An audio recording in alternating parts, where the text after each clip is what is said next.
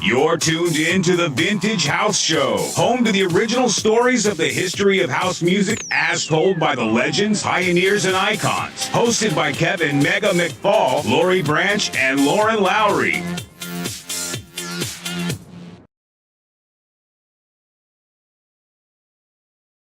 Hey, it's your main man, Mega, and we're here for another incredible episode of the Vintage House Show.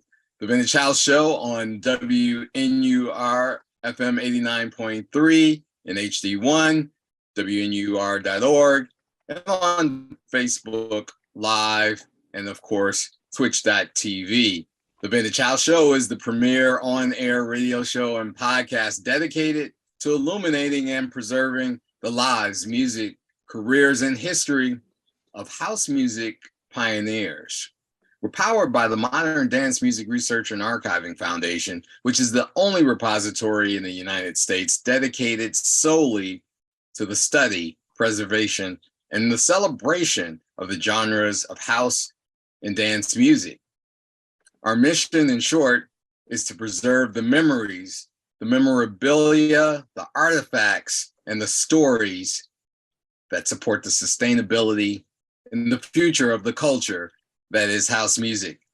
I'm honored with an incredible guest whose story is a bit different than some of the stories we've helped share on the Vintage House Show in the past, but not diminished in any way in terms of the importance of building the foundation and the architecture of this thing we call house music. And so with that, I'd love to take a moment and introduce our audience to this episode's guest, Mr. Lionel Brazil. Lionel, how are you, sir? Hey, I'm good, man. How are you? Thanks for having me. It's a pleasure and an honor to be on the show. And congratulations, you guys are doing a fantastic job. I'm a Chicagoan, so it's wonderful to see. Well, we certainly appreciate that. Of course, part of our important narrative is that Chicago is the home of house music, and as such, we're working to own that narrative before it, seeps into other parts of the world. As we've witnessed that happening, tell us where you're joining us from today. Right now, I'm in the Netherlands, just a little distance from Amsterdam, which by all accounts is the epicenter of house music now in the world. So I'm based, my studio where I work out of is Amsterdam, and I fly out of Schiphol. So yeah, I'm Dutch now, but awesome. Born and raised in Chicago. Holding on to those roots, as important as they are, but certainly you've spread your wings and taken Amsterdam, I'm sure, by storm. So let's talk about some of those beginnings and roots in Chicago. You're West Sider, right? No, well, I grew up on the South Side. I'm Creole. Both my parents are Creole, so I started school in Louisiana. I was born in Chicago on the West Side, and then my parents split, and I ended up with my great-grandmother in Louisiana. And so when I came back, when I was 10 years old, I went to South Shore. So I grew up in the South Shore area. Yes. I claim the South Side. All right. Well, South Shore, stand up, all those listening who are alum of South Shore High School. I went there. And you graduated in the early 80s, is that correct? Yes, yeah. My graduating class was 79, but I ended up coming out in 80. Okay. Was that part of the transition and moving around a bit, or? How do you mean? The 79 was your class, but you graduated in 1980. Yeah, I just didn't have enough credits on my graduating class. I was fooling around and involved in other stuff, and took me a minute, but I got out. Well, the nightlife of Chicago particularly in the late 70s, early 80s, had a grip on many of us. And that's Well, what that was the certainly. problem. I was out every night. I started partying in '77. I was skating before I discovered sort of, the clubs up north. And so, yeah, '77, '78 is, I was already at after hours, and, I'd been to most of the clubs up north. And when the warehouse opened, I was there. So, yeah, 161. I was still in high school. Well, we appreciate you and that candor around that story. I want to go back to something you slipped in there for us a little bit. We're skating. Skating is certainly taking a bit of a comeback in terms of the current generation of folks. Talk to us about what was skating life like back then. Well, it was everything in Chicago. I lived in South Shore, so my home rink was the rink on 79th and Colfax. And so it was skating rinks all over the city. And so my mom skated, everybody I knew skated. So skating, was almost like 4 or 5 days a week. Tuesdays you went to one place, I'm sorry, Roller World was the name of my home skating rink. The rink was on 95th and by Princeton Park. But Markham every Saturday, Arts in Harvey, Yeah. yes. So we went, and they played organs too. So from 75 to about 77, that's all I did. I mean, I skated maybe even 74 to 77. All I did was skated, and I became pretty popular and well known because I was a decent skater. And so I could go to any skating rink and people knew me, and I skated where I wanted. I could skate doing women's, I could skate doing couples, because I just was one of those kind of guys.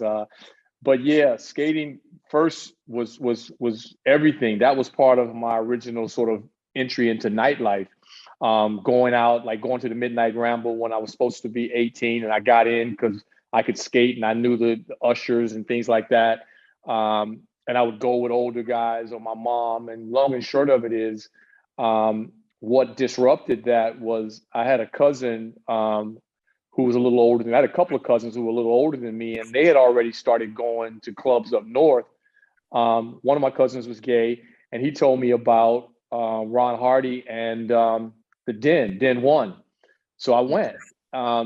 And, once I got in that scene and then went to the first party Robert Williams gave, I want to say that might have been this place called 161, if I'm not mistaken. I'm sure there's some fact checkers that watch your show that can help me with that. But then we ended up at US Studio, and I think that was 78. And yeah, everything changed for me. I started going to clubs on the north side, and literally stopped skating completely. Was into art and fashion, and as I was saying to Lauren a couple of days ago, I started going to the north side about 77. I was dating an older girl that went to Unity. Her name was Carrie Payne, beautiful girl, wonderful. I hope Carrie's doing well. Hi, Carrie. If you get this, you hear this. And one time she said, "Lono, you want to go to the north side?" I'm like, "What's the north side? Like, what's happening up there?" She was like, "We got to go." So we got on the train and went to the north side. And this is when Century Mall first opened. So the shops weren't even all there yet.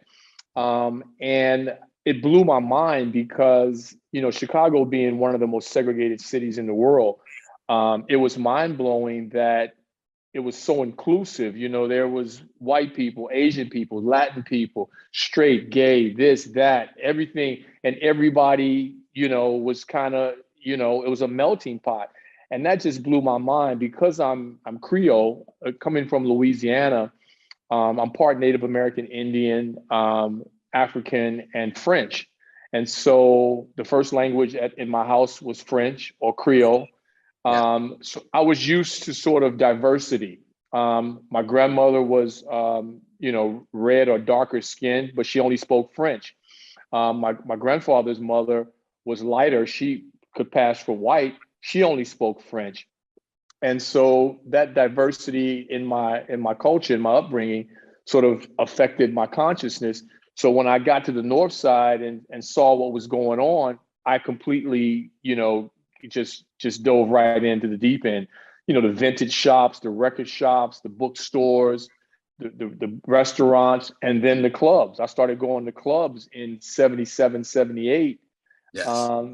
and listening to disco music because the skate parties was all about the funk. It was about James Brown and Parliament and Barcades and Gap Band and that kind of stuff. And disco music was like hip hop is now. Disco was everywhere. I don't know when Saturday Night Fever came out, but that kind of was like the beacon call that everything was disco. Yeah, that's my skate story, and then I guess I already segued into, my nightlife story about going out to clubs and listening to disco music. That And was a nice segue. Yeah. yeah. I appreciated you taking us on that journey. I did want to explore a little more around what you sensed in terms of the North Side versus what you experienced, growing up on the South Side. The diversity piece was pretty poignant in terms of coming to that realization that within the same segregated city, there was this part of the city, this neighborhood and community that embraced diversity and its inclusiveness. Can you talk a little bit more about that resonating for you and what else resulted after you experienced that? Did you ever live on the North Side, or you always commute between the two areas? Yeah, I only commuted. I dated a girl that lived North Side. I just was on the North Side every day. Every day I could. I'd get out of school and go to the North Side, especially in the spring and summer. I was always up there.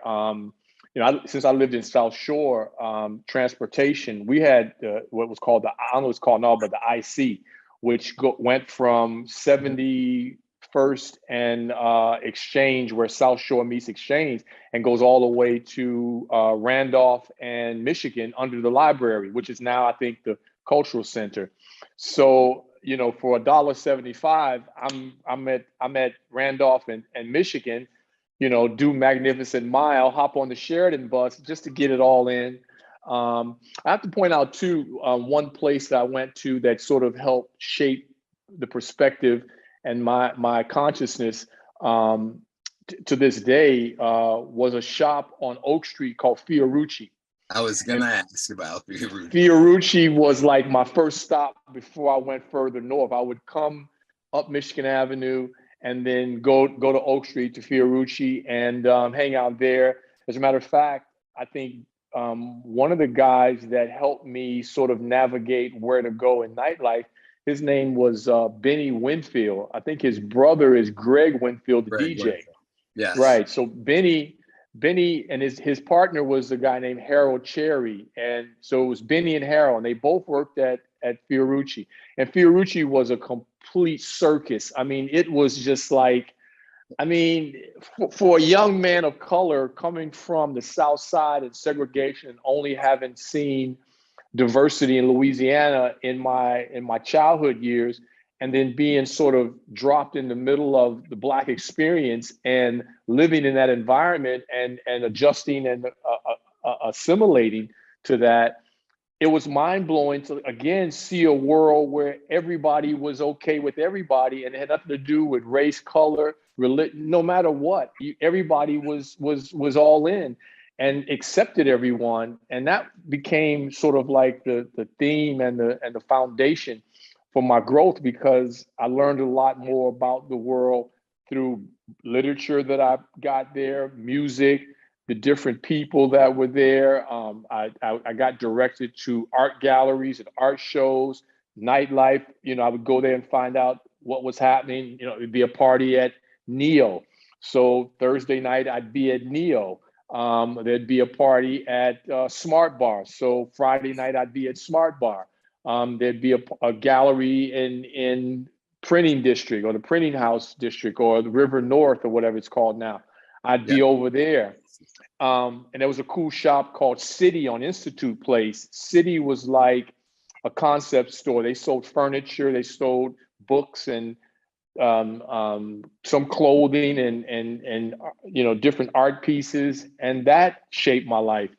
But most importantly, like I said, Fiorucci helped me sort of navigate, and I could go there, because we didn't have social media, obviously. So if you wanted to know what was going on, you had to be at the right place, talk to the people, and get your information and sort of create your own itinerary or where you go. And so at an early age, diversity in terms of my taste in music, art, fashion, and just the lifestyle of inclusiveness and artistic or creative, avant-garde, whatever you want to call it, that's what I gravitated towards. And that all happened from these little pockets in Chicago, one being Fiorucci and the rest being, Imports, etc., the record store on Plymouth Court, which was in the South Loop.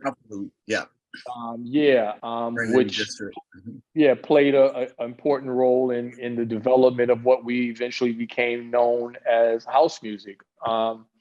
Gramophone, State Street Records, Loop Records. You had to hit the record store. You had to hit Rizzoli. You had to hit Fiorucci. You had to hit Gramophone. These were the things that we did. And I later, and also Benny Winfield went to the Art Institute. So I used to go to the Art Institute and wasn't a student. I would just show up and walk the halls, go into classes in the fashion department or the different art departments, because I knew people that I met in the clubs, and go hang out and eat lunch in the lunchroom, in the cafeteria. And people thought I went there because I had the audacity to just walk around and didn't feel intimidated or didn't feel out of place and didn't look out of place, because I guess my style and my attitude and my energy was such that it allowed me access to these places, and people were forthcoming with information, and I asked questions and people felt inclined to answer those questions, because I was very inquisitive and I really wanted to know what was going on and why this was this way, and who's behind this and what's going on there. That's how I've always been, and I'm still that way. I'm still as inquisitive and seek enlightenment and knowledge and information. Even in the information age, I'm still, I read still, I research still. I like authenticity. I like to authenticate and establish a foundation or understand the foundation so that I can build, whether it be through some art that I'm doing, through my music. I still make music, which is one of the reasons why I came here. And I find, believe it or not, I say this in another conversation that I had. Amsterdam gives me that feeling. Chicago and that little pocket I was talking about kind of was like downtown New York in the 80s. It was like a precursor to that. And I fell right into, and when I moved to New York, I fell right in the middle of that because I was already groomed and understood what was going on. And again, allowed access to certain places because of my demeanor, because of my approach or whatever, what have you. But anyway, ask more questions because I'm just rambling. No, not rambling at all. Again, taking us on a journey that enables us to make the connections as to some of the things that you've done and some of the places you've been, and certainly where you are today.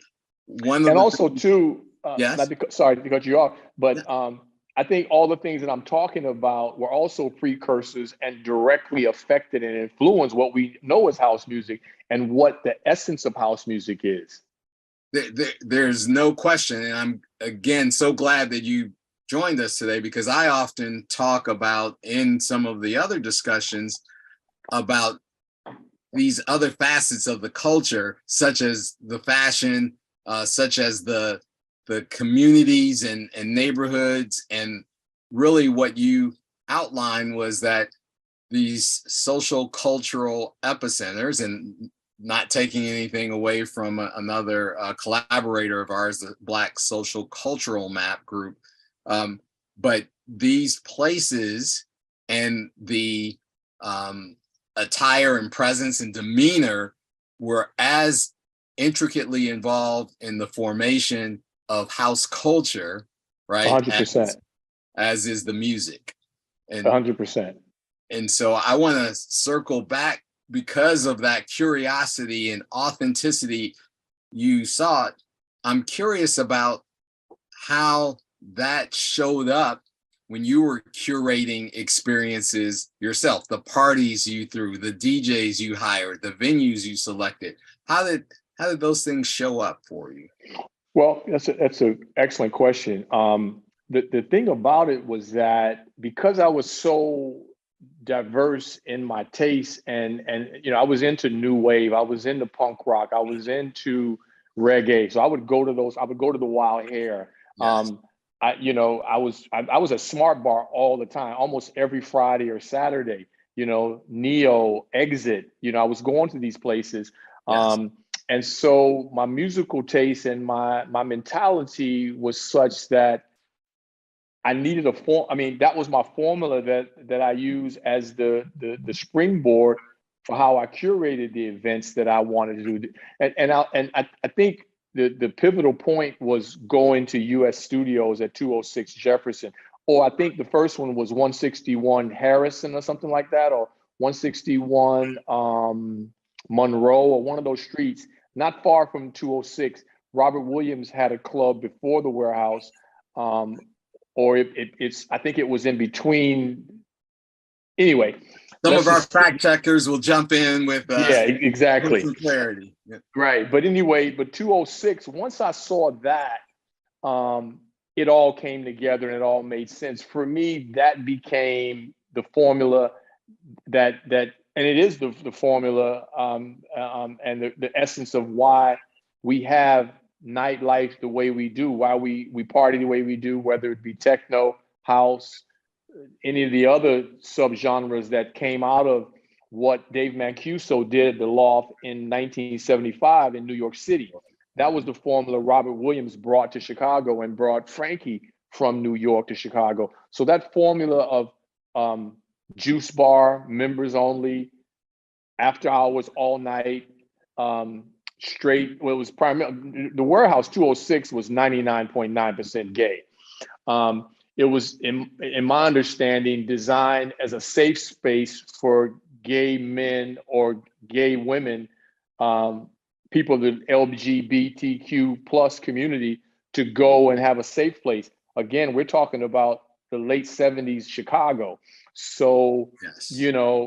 That's not, and also too, ironically, there were clubs on the north side that were gay bars that had a quota of how many blacks they would let in. There was a club on the corner of Huron and Dearborn. I can't think of the name of it right now, but a friend of mine, one of my mentors, his name was Aaron Metzler. Aaron was a DJ, a hairstylist, and his best friend was an artist named Craig Rex Perry, both legends in Chicago from that era. Craig went on to be an illustrator and was working on Boondocks, and he worked for Disney, lived in LA. Unfortunately, both of those brothers passed on and have returned to the essence. But, RIP, and I love them dearly. But they took me to this club, and because we were, cool looking younger guys, and Aaron, I think, is part either Vietnamese or he was part Asian, went to South Shore, lived in South Shore. Craig went to Limbo. We were like these fair-skinned, cool, young, tall, slim dudes that had confidence and wasn't intimidated and or bothered. We weren't homophobic, so we were allowed to participate. But I noticed the way they treated people of color, whether it was Hispanic, Black, Asian, they had a quota. So to get to back to my original point, the warehouse was primarily African American, and I'd say 85, 90% African American and Spanish. There were white people that came, but very few. And but the thing that struck me and really left an indelible mark on me was the fact that there was no alcohol. Yes. The focus was not on, no one stood and looked at the DJ. As a matter of fact, I don't think I even looked at Frankie or even noticed him, or, until I met him. I would go and say hi after that, and then I would go and dance and wouldn't see him until the end of the night. I would say goodbye. The DJ was, where he was and was curating the environment and playing the music, and we were there for the music. And so, that became the blueprint, if you will, for how I wanted my parties to go. And so, I gave one of the first parties at the Loft on 13th in Michigan. Yes. It was a standalone building that a guy named Gino owned.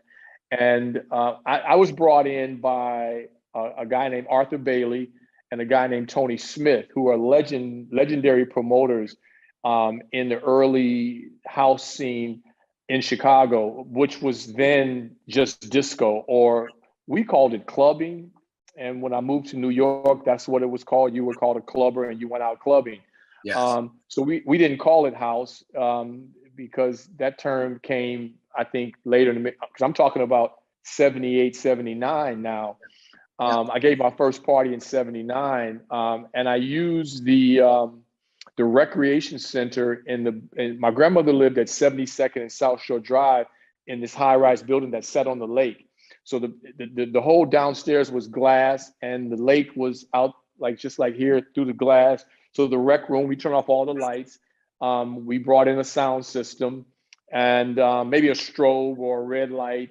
And my cousin Dwayne Robinson, who was a DJ, he went to he was a little older than me. He went to Leo, but he had gone to the warehouse and was a disco lover and just had turntables. And back then you had to buy the records. There was no way to get the music. You couldn't stream it. There was no CDs. It wasn't on cassette. You bought the records. And so he had the records. We would go to his house in his basement. He lived over on 109th and Parnell. We would go to his house in his basement and he would DJ and we would warm up and get ready and then go to the warehouse or go up north.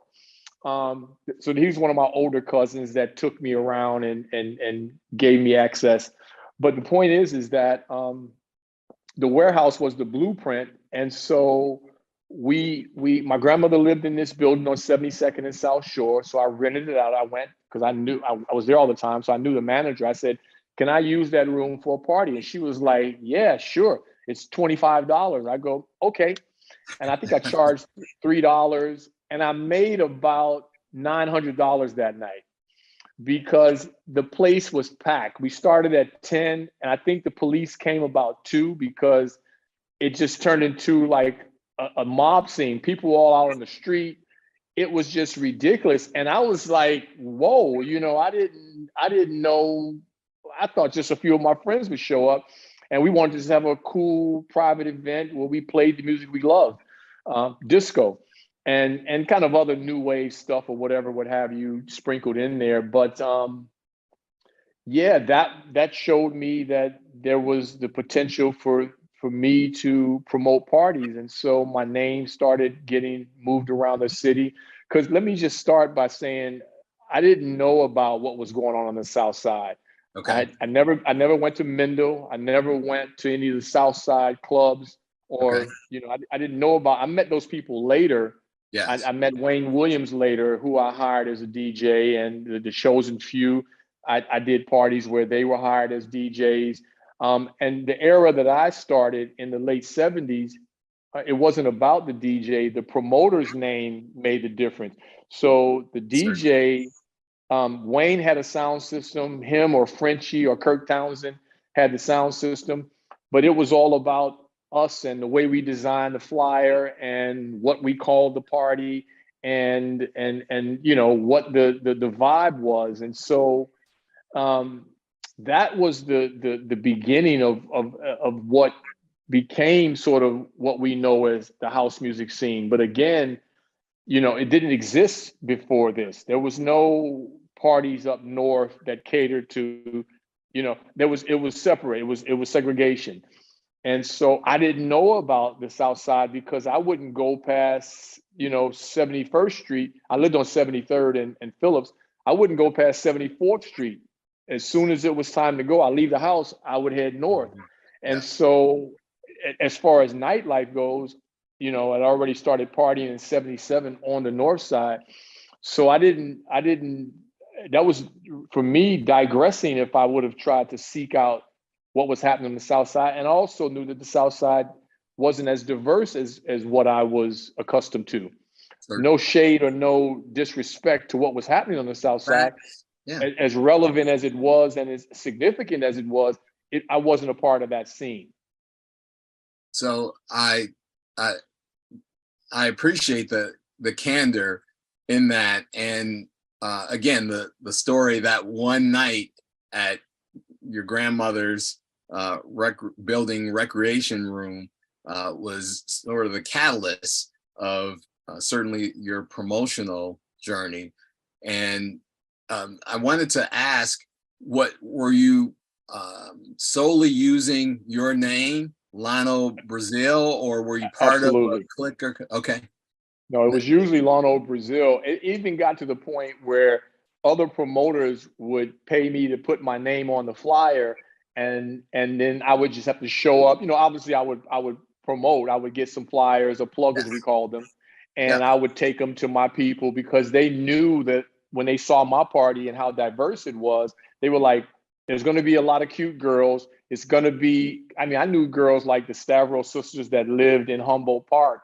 I knew girls that lived in Wicker Park. I knew girls that went to Elizabeth Seton, that went to Unity, that went to Aquinas, that went to Whitney Young wasn't there yet. No, yeah, Longwood. Yeah. But even the North Side schools, Francis Parker.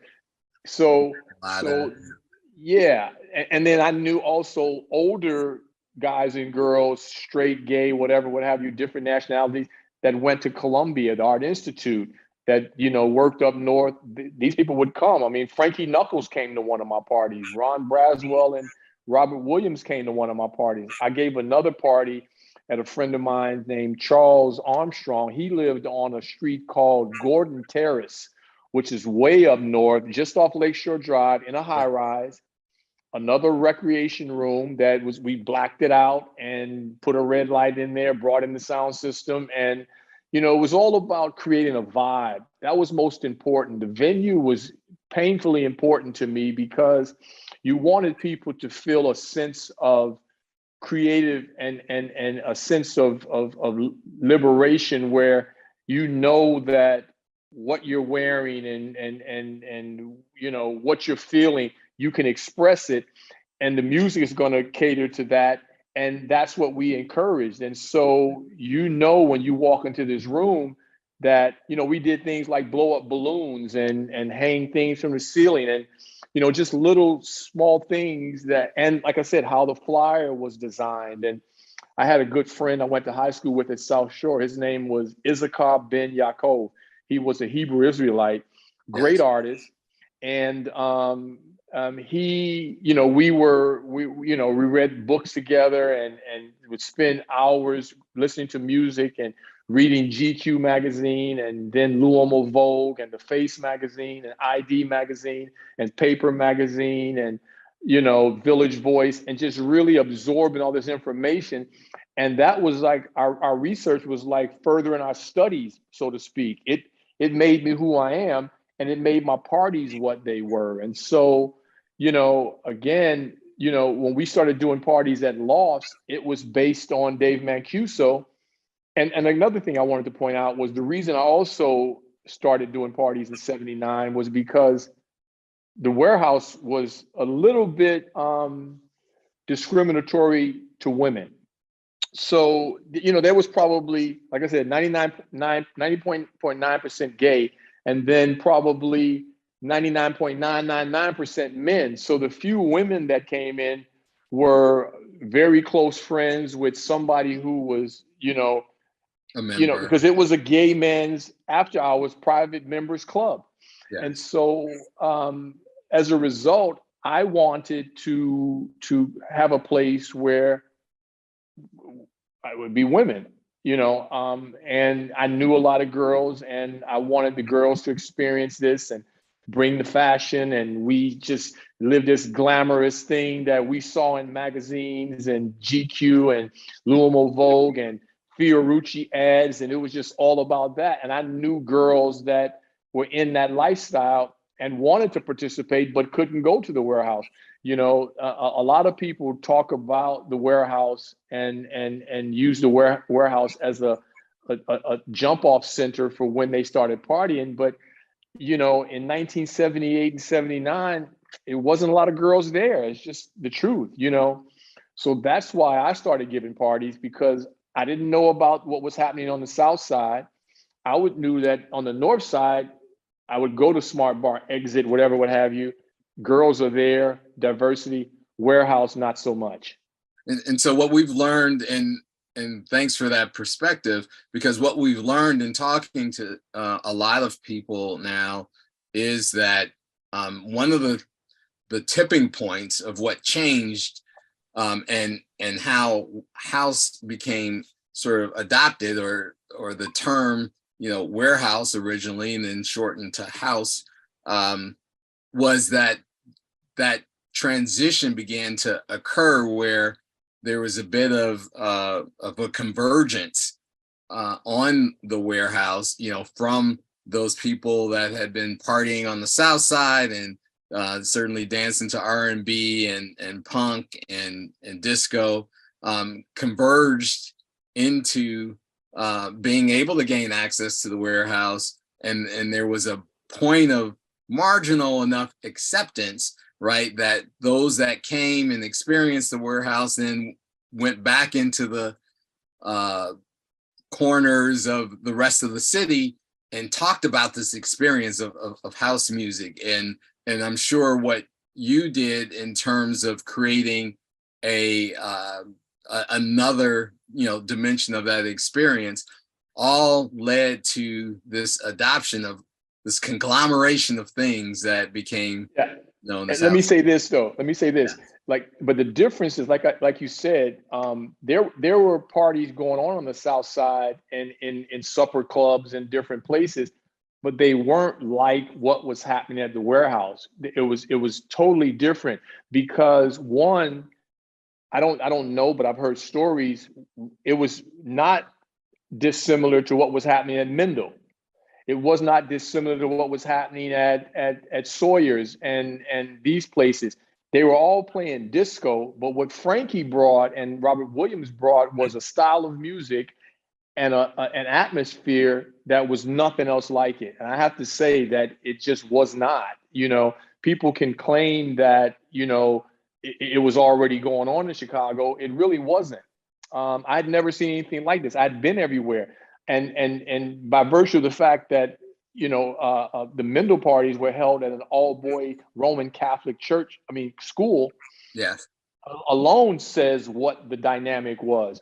So when you bring in this creative environment and this loft environment with very little lighting, an incredible sound system, just this, there was so many different elements of what Dave Mancuso created and what was then developed through Nicky Ciano with the gallery, and then Paradise Garage with Larry Levan. The only thing that was like those three things was the warehouse, and nothing else was like that. And even us giving parties at the loft tried to emulate that. We came close, but it still was very, very different, because aside from someone like, I would say, that I know of, Wayne Williams, who, had gone to knew who I heard Ron Hardy at Den One or Carol Speakeasy. I think it was Den One. Yes. In '77 or something like that. And so he played a different kind of music than he did at the Music Box. At the Music Box, things had evolved, things had moved forward. But what I'm trying to establish, and I want to make clear from my perspective, is that more than the creation of house music, what Robert Williams and Frankie Knuckles did was bring this Dave Mancuso blueprint for how parties needed to be produced, and the energy and how you allow people in. You know, there was a certain amount of selectiveness in the kind of parties that I gave. Absolutely. You know, it was people that you'd come to the door. I'm like, I'm sorry, unless you have an invitation and you were with it. I treated it like it was a private club. You know, and to this very point, I think I want to say we are absolutely in agreement of what you just outlined, and the term that you used to emulate, right, was, I think, at the core of what I was suggesting. That is that because of those experiences being heightened and elevated and exclusive and atmospheric, the desire to emulate and try to replicate those things, around other points in the city, I think are the elements that gave way to, this cultural phenomenon that I claim house to be. It's certainly the music at the center, but the whole cultural piece was emerged by this effort to emulate. Right. And most importantly, you have to also look at the fact that if any people actually went to the warehouse, especially because I will say this, Tony Smith, Arthur Bailey, there was another guy, I'm drawing a blank. He rented out the warehouse early on. Craig Thompson was his name.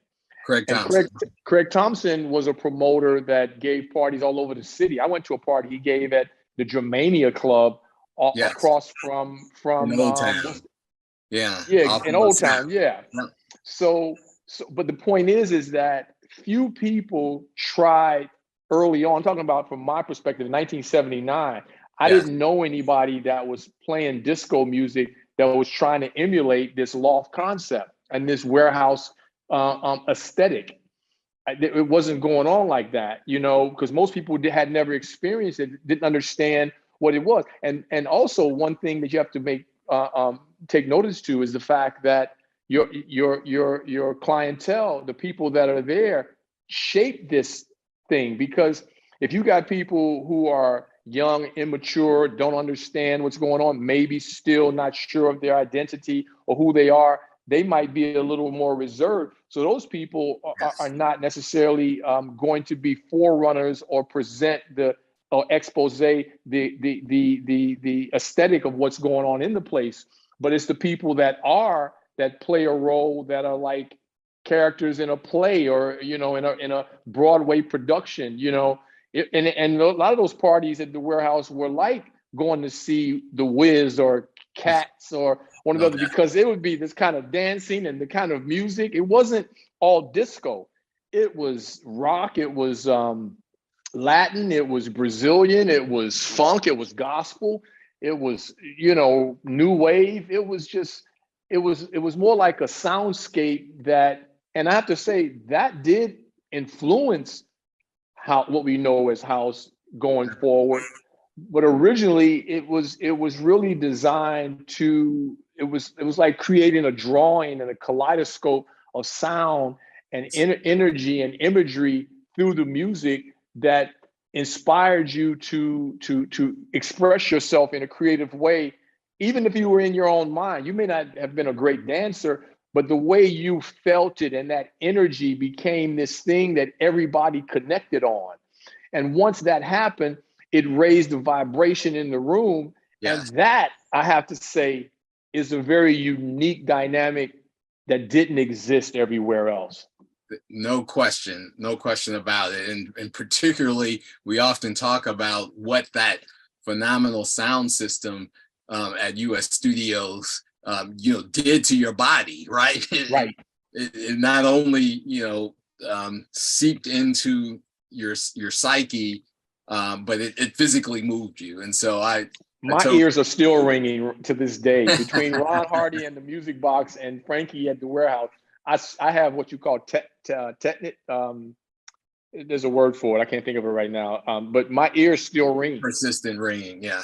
Yeah, because I would leave there and I would ring until like Thursday. And as soon as the ringing stopped, I'm back in a club and then boom. Yeah. So I'm grateful to have hearing right now. Well, fascinating discussion. I'm listening a lot, and there's a lot of things I want to unpack along the way. But one of the things I wanted to get back to very quickly was that you became a brand in terms of promotions, and I love what you outlined about in these early days that the promoter was sort of the catalyst and the driver and the focal point. Without the promoter, nothing would move. DJs didn't make people come to the parties. It wasn't about the DJ. So about who you are and your name, you talked, certainly about some of the physical characteristics you shared with some of the other people that you partied with and were friends with. But you do have this powerful name that certainly lends itself well to building a unique brand. Talk about the origins of Lionel Brazil, the name. Okay, thank you for that.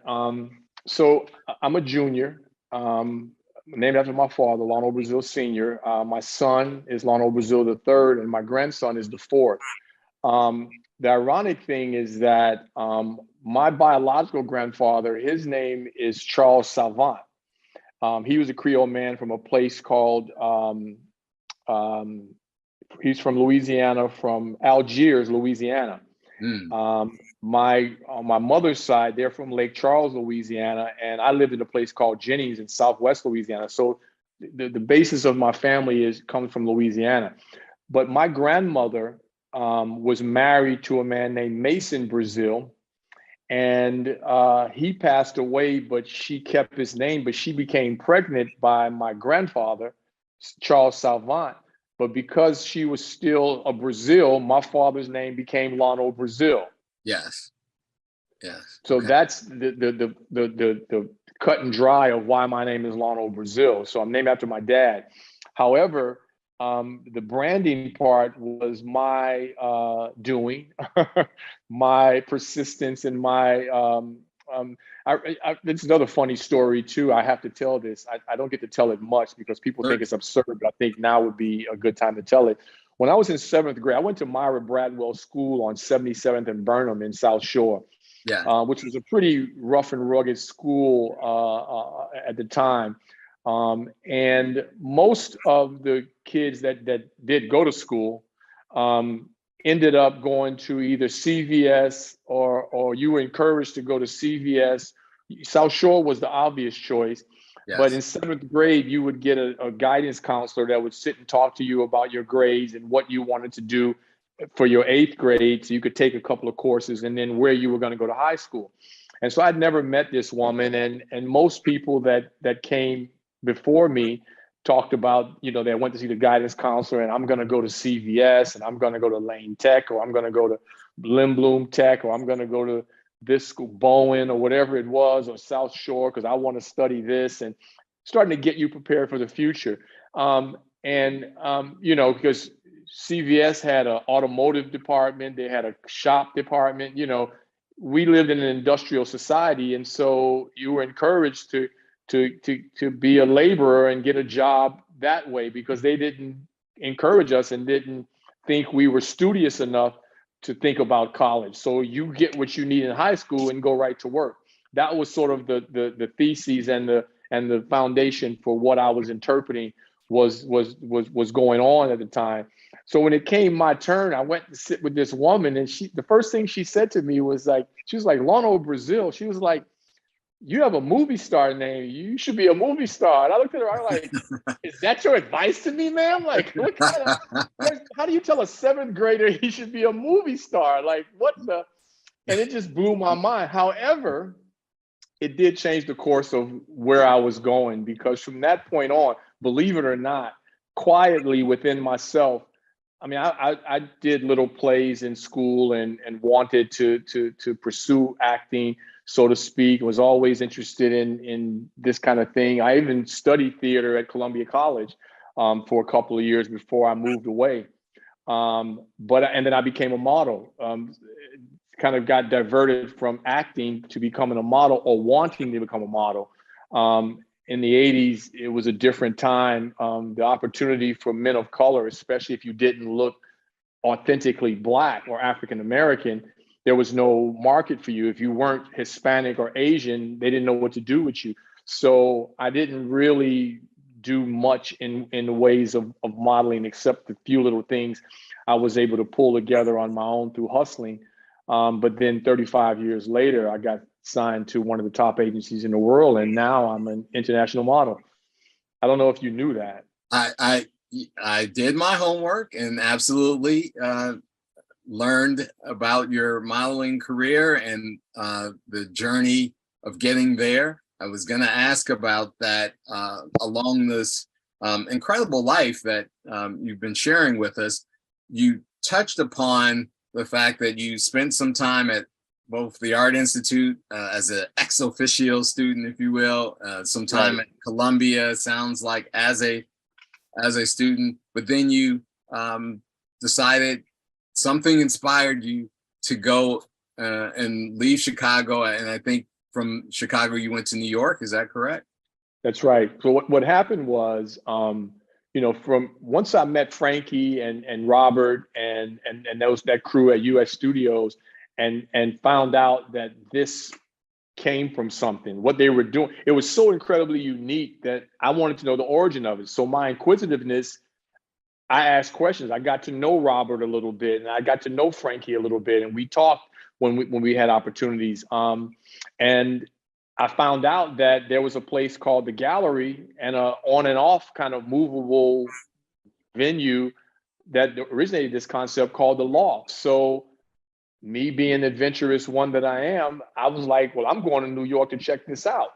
And also Paradise Garage. And so in 1982, I ventured to New York and went to Paradise Garage. I also went to Danceteria and the Mud Club and, CBGBs. I went because I was still, very into new wave and punk and all the other stuff.